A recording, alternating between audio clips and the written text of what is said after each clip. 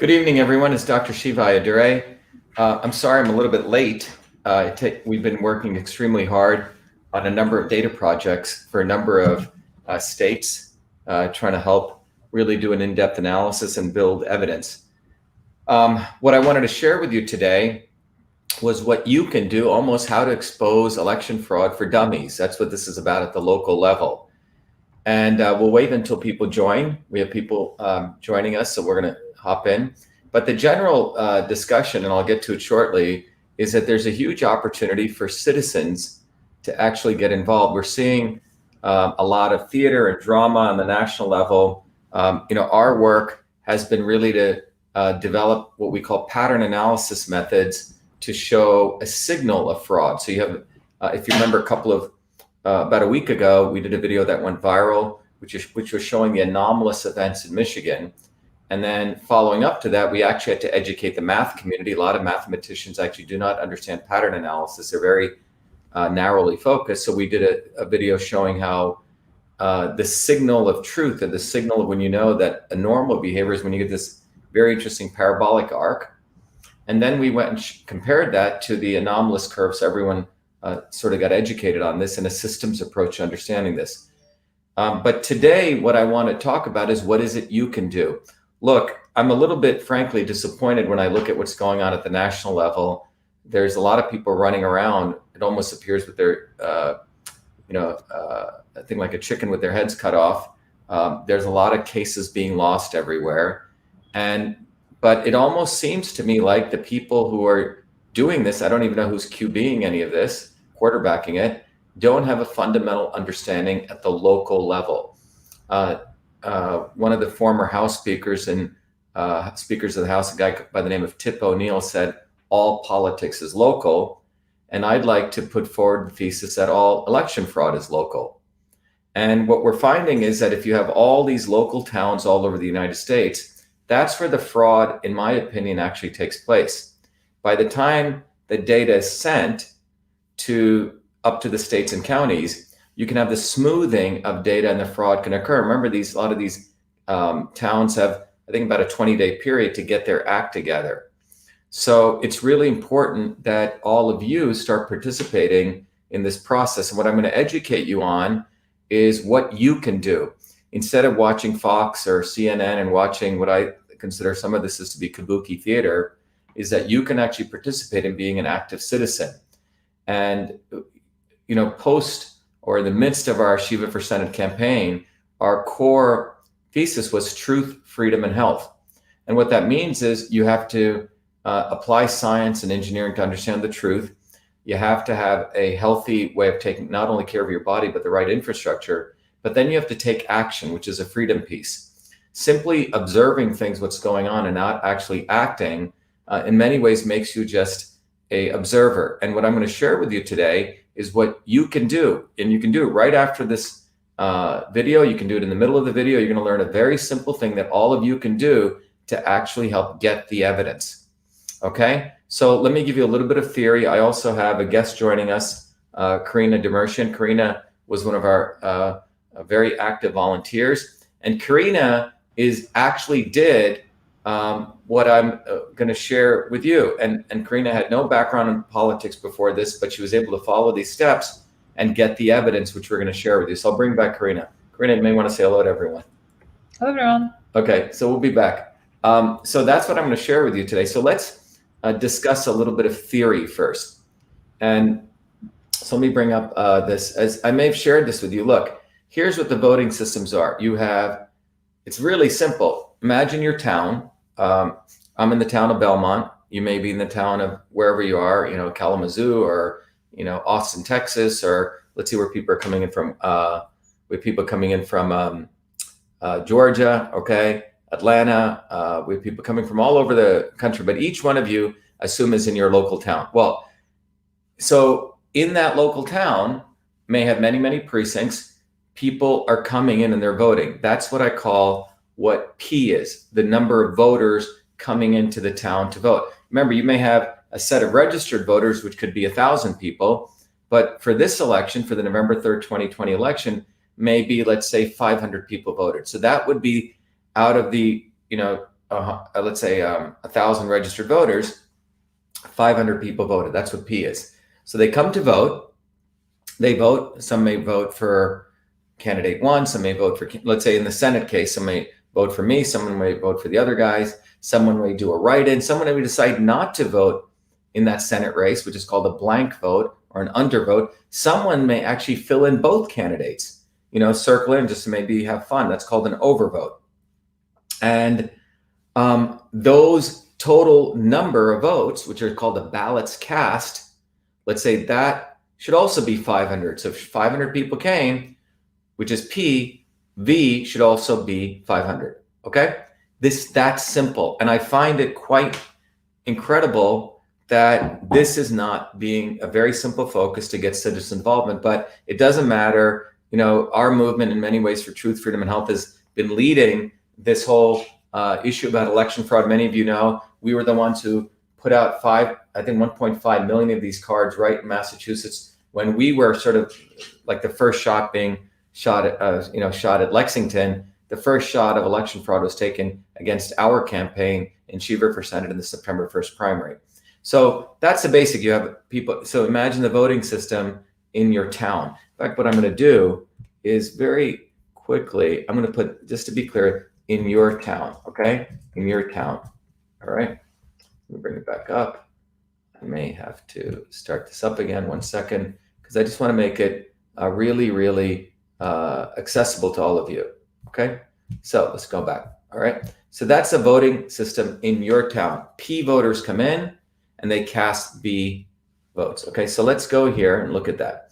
So P equals a number of votes, which we call the participating voters. That means how many people participated in that election. So what is P? Okay, if you want to break it down, it would be all the people who registered Republican voters, RP, all the people who registered Democrat voters, DP, all the people who may not be in any party, either unenrolled, they're called, or independent, and then all the people registered for other parties, Green, Libertarian, etc. So these four numbers equal the total number of people who participated to vote. Okay. Now, this data you can actually acquire. You can actually get this data from your towns. It's called a participating voters list. It's a data file. They'll send it to you as an Excel or CSV spreadsheet. And Karina is going to share with us when she did what was called a public records request. And obviously she had to follow up the data that she got. And you'll see it's literally a spreadsheet. Okay, so that's the first thing that you need to understand. That is a participating voters list. The second thing is we're going to focus on the output. So if this was the input, this is the output. It's called the number of votes. Okay, and the number of votes includes all the people who, let's say, voted for the Republican candidate, people who voted for the Democratic candidate, people may have voted for the other party candidates, OV, people who did write-ins, people who did blank votes, and then the votes that were nullified if they were what are called overvotes. They filled in both. Okay, so that's the total number of ballots cast. Okay, so the question is, should P equals V? Now, what you're going to learn is, assuming that's true, by all rational things, you should assume, 10 voters came in and they should have cast 10 votes, right? But assuming this is actually a mistake, and we'll talk about why.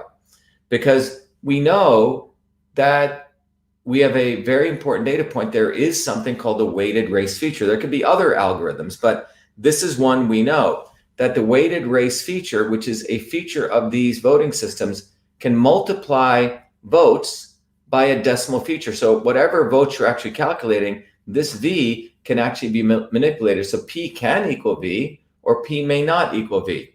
So the weighted race is an algorithm that was put into these systems where you can transfer percent of votes from one candidate to another, where the percent is a weighted decimal value. And just to be clear, this is what we call evidence, okay? The evidence we're going to show here is that as early as 2001, what Bev Harris found out was that all major vendors, by the way, are believed to have this feature, but the Diebold, what Bev Harris found, had the original feature. So she got the Diebold manual, and if you, in fact, you can get it, you can go to page 126 of the 2002 manual, you'll find out it says there's a feature called the weighted race feature, where you can multiply votes by weights. Weighted races are tallied by weights. So if you got 1,000 votes, I got 1,000 votes, your votes can be multiplied by, let's say, 2.5. So you get 2,500 votes. And let's say my votes get cut by half. So I get 500 votes. So the total number of votes would be 3,000 votes. But the total number of people that may come in were only 2,000, right? Initially 1,000 and 1,000. So the weighted race feature exists. This is not, so here's a manual. It's right there. It's a documented feature. So in the normal condition, you're going to expect this, right? You're going to expect V to equal RV plus DV plus OV, right? Now that assumes if the weight, these votes assume there are no weights, but we know the weighted race feature exists. So we're going to multiply RV times A, DV times B, and so on. So, and here is a total number of voters, P. So, by the way, I made a slight mistake in one of my earlier presentations. If this is 1, okay, I put in 0, which was wrong. If it's 1, then P equals V, right? Because then you can say, then P can equal V because there is no weights. However, if the weights are less than 1, like 0.5, or greater than 1, like 2.5, I just, in the example, then this equation will show you that P cannot equal V, right? P will not equal V in this case, all right? Because these weights are going to be multiplied, all right? So in summary, if you think about the voting system, the P coming in as a participating voters list, and V as what's called a ballots cast. It's also known as a cast vote record. So let me repeat that again. P is known as a participating voters list, and V is known as a number of votes or the ballots cast. Technology-wise, that if you actually were to put all the ballots back in here, it'll generate what's called a cast vote record. I'm going to show you an example of that. This is called a CVR, or the ballots cast, okay? So the question is, will P equal V? And we'll talk about that. So what you can do to get these two files, the ballots cast or the participating voters list, is you can make a public records request. And I'm going to share with you what that looks like. All right. And then we're going to bring Karina in, who actually did one of these. All right. Right, Karina, you did a public records request, right? A couple of months ago. Yes. Okay. So what is a public records request? All of you can literally go, if you go to my Twitter feed, you'll see it, but you can go to this. Let me bring up this URL. Okay. And I'll post it right on your, let me share the screen here. And I'm going to give you the, there we go. Okay. So I'm going to post this URL in the comments. Here you go. In fact, I'm going to do a little banner for you guys. Okay. Let me edit this. Okay. Right here. Instructions, right? Records request. 1 second.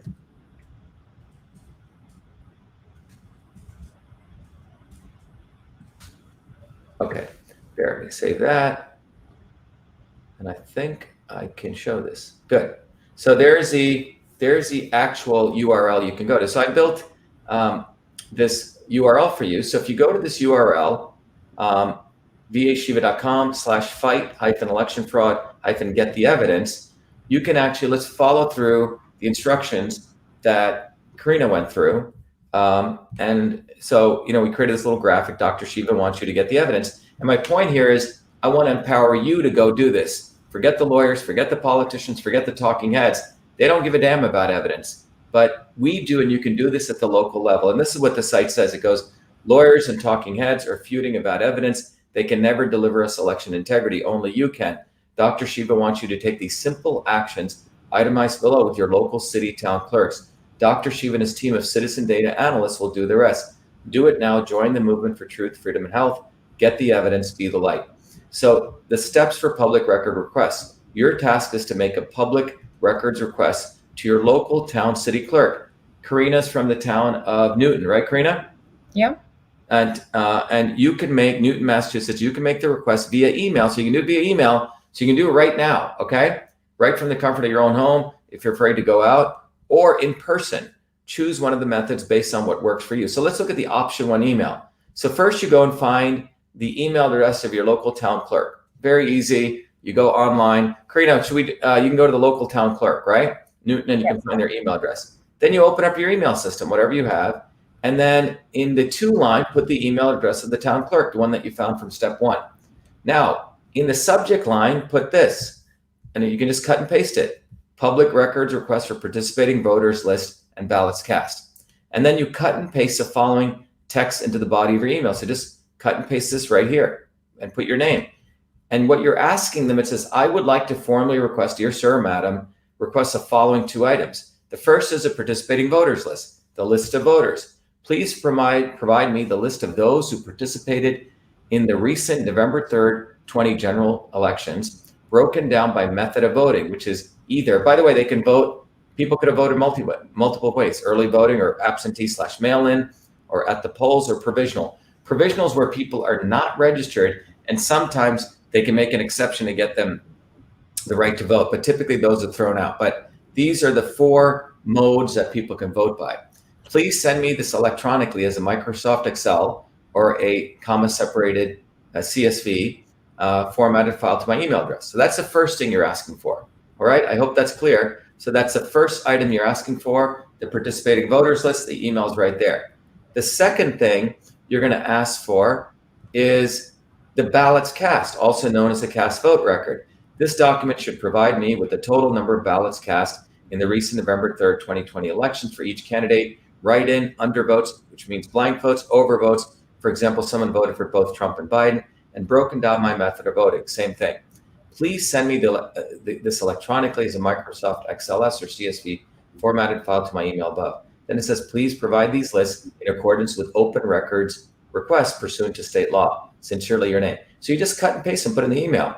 Now, based on your state laws, they typically take 10 business days. Once you get those 2 documents, just send them over to me. So this is you can do via email. The other thing you can do, if you want to be a little more face-to-face, you can literally print this file on your printer at home, and you fill it out. And I'll get back into that, which you put your date, your town, city, the representative you're delivering it to, your name, your email address, and you sign it, okay? So what am I talking about here? So let's go back. Oh, I don't think you can see that. They can't see that, right, Karina? Oh, they can. I can't see. Let me see. Yeah. Let me share that. So when you click on that, the StreamYard doesn't let you see that easily. Where is that? The application window. Oh, there it is. Okay. Okay. So this would come up. Okay. You basically get this file, and you can see what we have here. Okay. This is literally, you just print this out on your home printer. Okay. So that's what we see if you want to go face-to-face with people.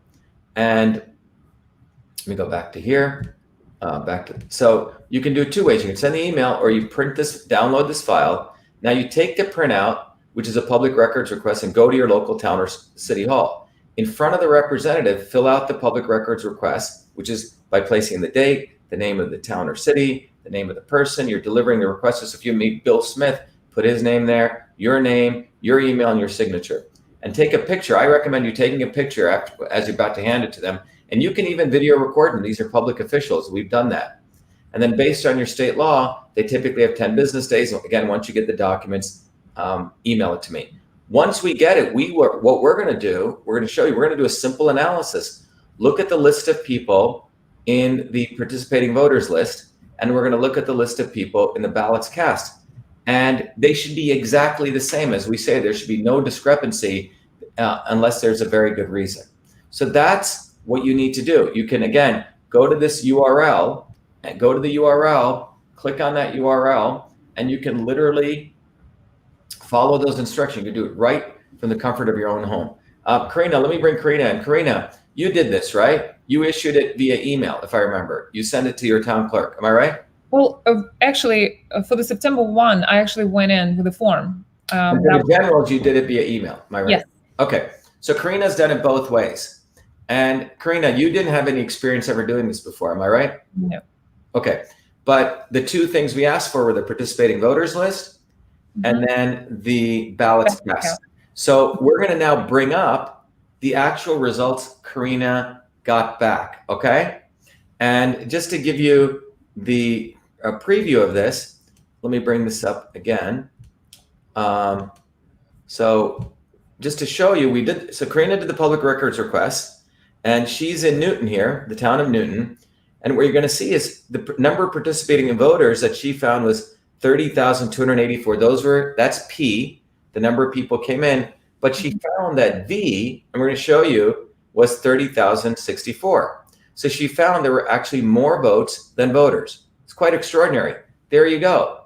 If you want to look at election fraud, you can do it right from the comfort of your own PC, or you can do it right in your own local town. You don't need to go all the way to Venezuela to do this. You don't need to go to, Serbia, okay? You can do it right in your hometown. This is very real. This is evidence. So now we're going to wrap back, and we're actually going to look at what Karina got. So Karina, I'm going to first bring up the spreadsheet they sent you, right? Mm-hmm. So let's go to the spreadsheet they actually sent Karina. So this is the first doc. This is the participating voters list. So let's go right here. So Karina, do you want to explain this? This is the actual list of all the people who voted, right, Karina? Exactly. It literally lists people's names, addresses, their party affiliation, and voter status active. You'll see in column T there. So all I did to the spreadsheet was to add them up. You'll see in row 1, I just added them up. So you see it's number 30,000. Yeah, 1 second, Karina. Let me just go to the bottom. You can see the total rows in the spreadsheet are what's actually -2 because you have 2 columns as header columns. And so, but you can see this is a list of everyone, right? Karina, their address, everything. They give them to you. It's quite extraordinary. Mm-hmm. And so what is the total number you found here, Karina? 30,284 voters. That's P. So another thing, that's 30,284. So these are the people actually voted in the September 1st, our Republican election. Okay. Now let's go to the next document. Let's go back here. So the next thing we want to find is the what we call what is it called? The ballots cast report. Yeah. Or what's called a cast vote record report. So let's go to that. Can I just make a quick correction? So this was a total number of voters, not just Republicans, right? This was everyone, Democrats and Republicans. Right, Democrats and Republicans. So we're looking at all the voters. And Greens and Libertarians and whoever else was there. Yeah. Right. This is the total number of people who came to vote. Okay, P. Mm-hmm. Okay. So now I'm going to stop the screen, and now I'm going to bring up the second document that you got. Right, Karina. This is the ballots cast. Yeah. So let's bring that up. And this may look hard to read, but we'll go to on the left column. We're looking at the Senate race, right? Mm-hmm. So this is the people who voted for the Democrats. There were 2 people writing in here, but you notice, Karina, you want to explain this? There's blank votes. Yeah. The people who voted for Ed Markey, who is the incumbent senator, Joe Kennedy, and the write-in, right? Yes.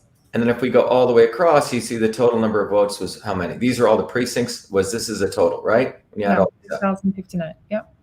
30,059. So that was for the Democrat. Mm-hmm. And now we go to our race, because I ran as a Republican, right here. And again, we have blanks. We have, Shiva Dre, this other guy, Koch, and you write it, okay? Mm-hmm. And you go over here, and this was 2005 people. This because Newton is predominantly Democrat, right, Karina? Yes. Okay. So then you added these 2 up. Am I right? So we should go back. So you have 2 of those votes. So let's add them. Let's stop here. I'm going to go back to your spreadsheet, which is right here.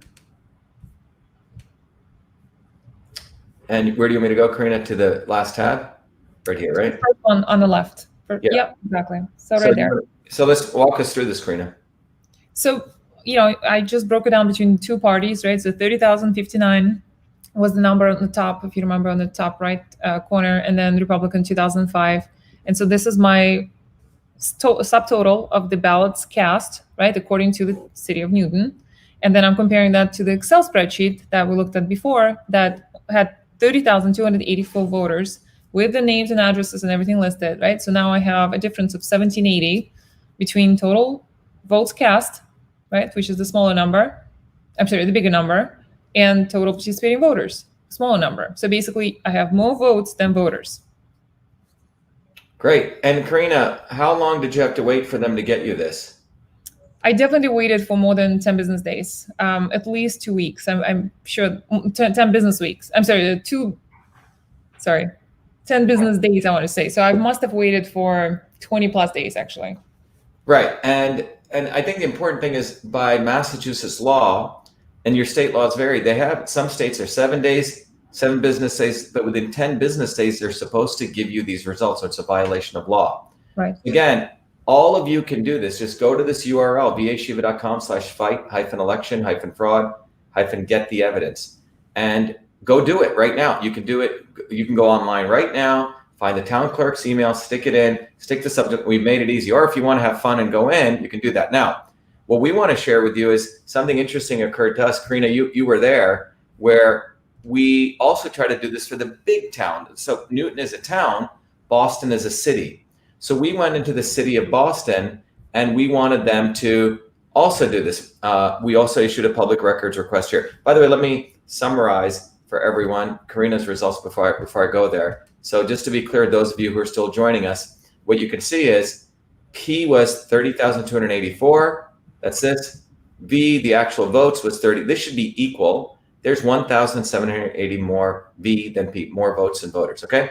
Now, in the town of Boston, we had a very interesting, one of our guys, Richard, had submitted the FOIA, or the public records request on September 4th. And, by September, let's say 24th or 20th, we should have gotten it. Or I think even by 10 business days would have been probably September 20th.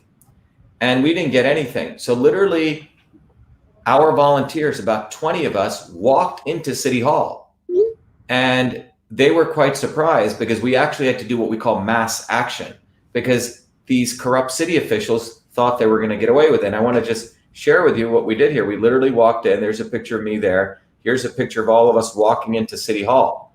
And guess what? After 20 minutes, they were so afraid of us that this mob was there, they gave us back our results.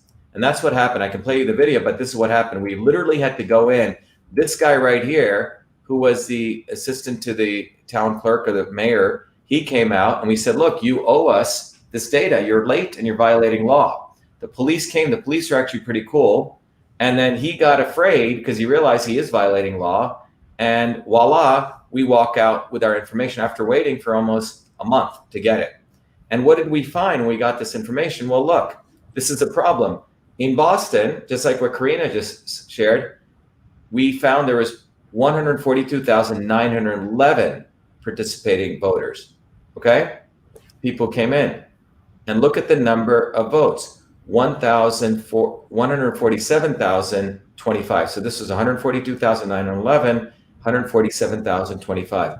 4,114 more votes than voters.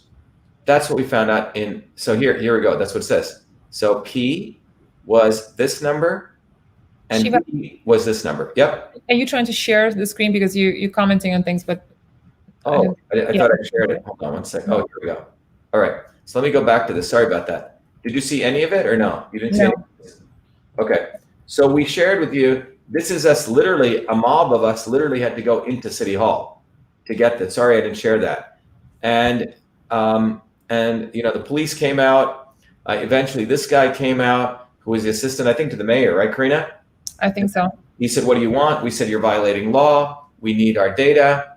And then mysteriously, magically, after waiting nearly a month or over a month, we get our data and we walk out. And, obviously it was a big victory for us. But what I wanted to share with everyone here is that people need to understand that this is something you can do on the local level. This is not waiting for someone else over there to do it. We had to do it. You have to do this. So that's why this was entitled, What You Can Do, to expose election fraud for dummies. What you can do at the local, city, and state level. This is what we did, and you can do the same. We did this back in September, long before all this stuff's going on. Our campaign has been at the tip of the spear of, frankly, leading this movement for a federal election. And we've popularized it. Our volunteers, none of them get paid. None of us are lawyers. We're the ones who had to go there and get this data. And I really am encouraging all of you in your local towns to go to that URL and do this today. And you can send the email to Dr. Shiva at vashiva.com, follow the instructions, and I'll even count it up for you. Or Karina will do it. Karina used to be an auditor, right? Karina was an accountant and an auditor, so she knows numbers. We have a lot of people like her. We have close to 300 volunteers now across the country who are here on standby to do data analysis, help us out with stuff. So that's all you have to do. So I'm really encouraging all of you to be an active citizen. That's really what the opportunity is. So, relative to this presentation, as we've shared before, we need to destroy the establishment because both of them are working together. And the other takeaways, all election fraud is local. Because what we're finding is we're finding those signals of fraud, right? Where we're seeing it. But the reality is at the local level is where you can actually see it. Because by the time they aggregate the data and they run it through their tabulators, do weighted races, whatever they do, it's harder. They've smoothed the data over in some sense. We can see the signal with some of these mathematical techniques or pattern analysis techniques we develop, but this is something all of you can do. And just go do it. You will find how the town clerks behave, whether they're evasive, how they behave. And that's what we want to encourage you to do. Be an active citizen. That's what really our movement for truth, freedom, and health is about. It's not waiting for someone over here to do it. It's about you becoming an active citizen. And the other part of this is you got to get educated or you're going to be enslaved. And what we've just taught you here is two very important things. There's the voters that come in, the participating voters list. You can go get that list, and then the ballots cast. And if you don't, just get them, send them to us, we'll count it. And we're going to start posting this right up on the site so we can actually start seeing what actually took place. This is evidence. If Tucker Carlson wants evidence, this is evidence. He probably doesn't want it because him, the talking heads, the lawyers, the politicians, they've all been part of this. They're one big club. And you and I, as George Carlin said, ain't in that club. Okay? That's what this is about. But that's the bottom line. So I hope you guys, let me see if there's any questions here. Yep. I just wanted to ask something on behalf of a few people. So some people have asked if it's a free exercise, meaning do they have to pay a fee to the towns? And I have not heard of any fees. I have submitted to 350 towns for the general election. I've submitted the request for FOIA to 350 towns, and none of them had asked me for any fees. So I don't believe it should be, costing anybody anything. But certainly let us know if there is in fact something like this that comes up. Yeah, and again, you can email me at Dr. Shiva, drshiva at vashiva.com, drshiva at vashiva.com. But to Karina's point, some of the towns will try to play with you. Oh, it's going to cost, you need to send us money to Xerox, copy it and all that. Because some of them, I have a few, Karina, where they actually sent me the actual list, about 100 pages. They didn't charge me. They'll play that game with you. You already pay them a lot of money in your tax dollars, okay? And but you can just tell them, send it to me as an Excel spreadsheet. And most of them are good about that. Many of these town clerks are getting afraid right now, particularly because of the what's been going on nationally. Everybody from California email me, someone saying, our swindle was different, hit thumbs up, great. Okay, remember to hound them. Yes. So after you send your emails in, you got to follow up. This is about, again, being an active citizen. Karina, how many times did you have to follow up with them? Oh, at least 2-3 times. 2-3 times, yeah. Mm-hmm. So this is, remember, these people are bureaucrats. There's a lot of corruption in these towns. So again, this is an opportunity for all of you to be an active citizen and participate. So I hope this was valuable. And my intention and our intention is to educate, but also to get you guys active. And this is something everyone can do. And I know many of you want to be active, but you don't know how. So I hope, again, this has been very clear. It's really simple. People come in and what the votes are, get the 2 lists, send them to us. We'll check it out for you. Okay, Karina, is there any other questions people have out there? Let me see. I'm looking through the feed right now. Okay. All right. Yeah, so there we go. But do it in your local town. Be local, because all election fraud is local, just like all politics are local. Okay, thank you, everyone. Have a good night. Be well.